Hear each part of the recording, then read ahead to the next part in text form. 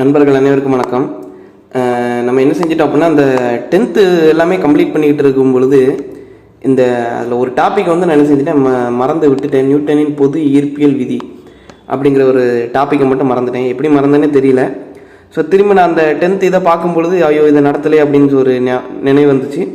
So அதனால் என்ன செய்கிறேன் அப்படின்னா, அந்த இதில் கண்டினியூ பண்ணிடுறேன். அந்த இதில் உங்களுக்கு இடம் இருந்துச்சு அப்படின்னா நோட்ஸ் எடுத்து வச்சுக்கோங்க, அல்லது இதிலே கண்டினியூ பண்ணிடுங்க. இப்போ இந்த 9th சயின்ஸ் நடத்துகிறோம்ல, அதில் இதை கண்டினியூ பண்ணியிருக்கேன். ஒன்றும் இல்லை, நியூட்டனின் பொது ஈர்ப்பியல் விதி, இந்த விதியை மட்டும் என்ன செஞ்சுட்டேன் அப்படின்னா மறந்துட்டேன். ரொம்ப முக்கியமான விதி. டிஎன்பிசியில் ஆல்ரெடி இந்த விதியிலேருந்து கொஸ்டின் கேட்டிருக்கிறாங்க. ஸோ அப்போ இந்த விதி என்ன சொல்லுது அப்படின்னா, அண்டத்தில் உள்ள பொருட்களின் ஒவ்வொரு துகளும் பிற துகளை ஒரு குறிப்பிட்ட விசை மதிப்பில் ஈர்க்கிறது. அவ்விசையானது அவைகளின் நிறைகளின் பெருக்கல் பலனுக்கு நேர் விகிதத்திலும் அவைகளின் மையங்களுக்கு இடையே உள்ள தொலைவின் இருமடிக்கு எதிர் விகிதத்திலும் இருக்கும் அப்படின்னு சொல்லியிருக்காங்க. இதுதான் நியூட்டனின் law of gravitational, Newton's law of gravitation அப்படின்னு சொல்லுவாங்க. நியூட்டனின் பொது ஈர்ப்பியல் விதி ஆங்கிலத்தில். ஓகே, அப்போ இந்த விதிக்கு என்ன அர்த்தம் அப்படின்னா, நம்ம அண்டம் அப்படின்னா என்ன அர்த்தம் எல்லாமே உங்களுக்கு தெரியும், கேலக்ஸி. இப்போ இந்த கேலக்ஸியில் பார்த்தீங்கன்னா ஏதாவது ஒரு 2 பொருள் இந்த மாதிரி இருக்குது அப்படின்னா, இந்த 2 பொருளும் தன்னைத்தானே ஈர்க்குமா. எந்த ஒரு 2 துகள் இருந்தாலும் அது ஈர்க்கும். இந்த 2 துகள்களுக்கு இடையிலே ஒரு என்ன இருக்கும் அப்படின்னு பார்த்தீங்கன்னா, ஒரு ஈர்ப்பு விசை இருக்கும். உதாரணத்துக்கு பூமி ஒரு பொருள், இங்கிட்டு பார்த்தீங்கன்னா நிலவு. அப்போ இந்த பூமிக்கும் நிலவுக்கும் இடையிலே ஈர்ப்பு விசை இருக்கிறதுனால தான் நிலவு என்ன செய்யுது அப்படின்னா பூமியை சுற்றிக்கிட்டே வருது. அதே மாதிரி சூரியன் அப்புறம் பூமி. ஸோ அப்போ இந்த சூரியனுக்கும் பூமிக்கு இடையில ஒரு ஈர்ப்பு விசை இருக்கிறதுனால தான் இந்த பூமிகள் எல்லாமே சூரியனை சுற்றி வருது. அல்லது நம்ம சூரியன்லேருந்து என்ன செஞ்சிடும், வேறு இடத்துக்கு போயிருப்போம். அப்போது இதே மாதிரி தான் அண்டத்தில் உள்ள ஒவ்வொரு பொருளும், எந்த ஒரு பொருளாக இருந்தாலும் அதுகளுக்கு இடையில் ஒரு ஈர்ப்பியல் விசை செயல்படுது. தான் நியூட்டனின் பொது ஈர்ப்பியல் விதி அப்படின்னு சொல்லுவோம். அப்போ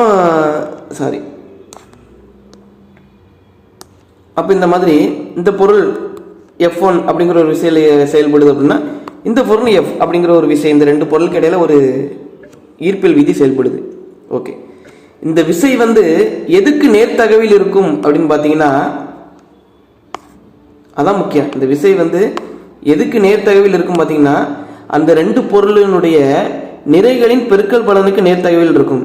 அப்போ முதல் பொருளின் நிறை M1 அப்படின்னு வச்சுக்கிட்டோம்னா, இரண்டாம் பொருளின் நிறை M2. நிறை அப்படிங்கிறது மாஸ்.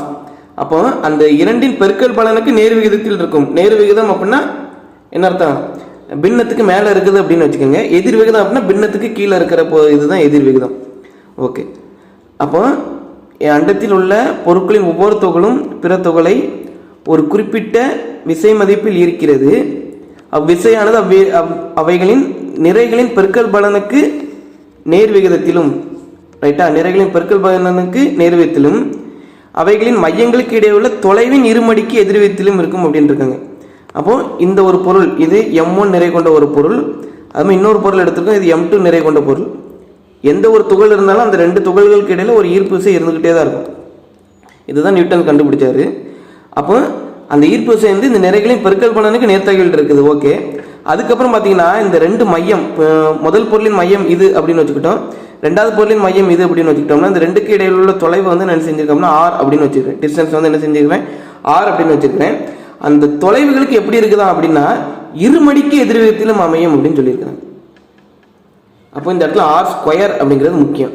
வெறும் R அப்படின்னு போட்டக்கூடாது கேர்லெஸ்ல. டிஎன்பிசிலையும் கேட்டுக்கிறாங்க, நியூட்டனின் பொது ஈர்ப்பியல் விதி 2 பொருட்களுக்கு இடையில விசையானது அதாவது 2 பொருட்களின் நிறைகளின் பெருக்கல் பலனுக்கு நேர் விகிதத்தில் அமையும் அப்படின்னு முதல் ஆப்ஷன். ரெண்டாவது, இரு பொருட்களுக்கு இடைப்பட்டுள்ள தொலைவிற்கு எதிர்விகிதத்தில் அமையும் அப்படின்னு சொல்லி கொடுத்துட்டாங்க. ஆனால் எல்லாரும் என்ன மறந்துட்டாங்க அப்படின்னு பார்த்தீங்கன்னா, அந்த இருமடி அப்படிங்கிறத மறந்துட்டாங்க. இருமடி அப்படிங்கிற ஸ்கொயர். அப்போ பெருக்கல் பலனுக்கு, அதாவது நிறைகளின் பெருக்கல் பலனுக்கு நேர் விகிதத்தில் இருக்கும். ஆனால் தொலைவு பார்த்தீங்கன்னா தொலைவின் இருமடிக்கு எதிர் விகிதத்தில் இருக்கும். இந்த வார்த்தை முக்கியம், எதிர் விகிதத்தில் அமையும். அப்புறம் இந்த ஃபார்முலாவே அப்படியே ஒரு தடவை கொஸ்டின்ல கேட்டுக்கிறாங்க. கீழ்கண்டவற்றில் நியூட்டனின் ஈர்ப்பியல் விதி எது அப்படின்னு சொல்லிட்டு F = G × M1 M2 / R² அப்படின்னு சொல்லி இந்த ஃபார்முலா மட்டுமே ஒன்னோடு கேட்டுருக்குறாங்க. ஸோ இந்த ஒன் வேர்டை நான் பார்க்கும்பொழுது இதை நடத்தாமல் விட்டுட்டோமே, அப்போ எங்கே இருக்குதுன்னு பார்த்தா 10th ஸ்கூல் புக்கில் இருந்துருக்குது. கேர்லெஸ் என்ன செஞ்சுட்டு நடத்தாமல் போயிருந்துருக்குறேன். ஸோ அதனால தான் அதுக்காக தான் இந்த வீடியோ போட்டுக்கிறேன்.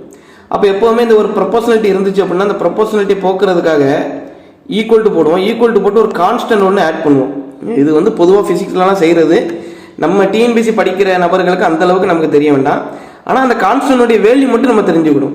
இந்த ஜியை தான் என்ன சொல்லுவாங்க அப்படின்னா, இந்த ப்ரொபோஷனாலிட்டியை தூக்கிட்டு ஒரு கான்ஸ்டன்ட் ஆட் பண்ணுறோமா, இந்த கான்ஸ்டன்ட் பேர் தான் என்ன சொல்கிறாங்க அப்படின்னா ஈர்ப்பியல் மாறிலி அப்படின்னு சொல்கிறாங்க. ஈர்ப்பியல் மாறிலி, கிராவிடேஷனல் கான்ஸ்டன்ட் அப்படின்னு ஆங்கிலத்தில் சொல்லுவாங்க. அப்போ அதனுடைய வேல்யூவை கட்டாயம் மனப்பாடம் பண்ணணும். இதுவும் டிஎன்பிஎஸ்சில் கேட்டிருக்காங்க.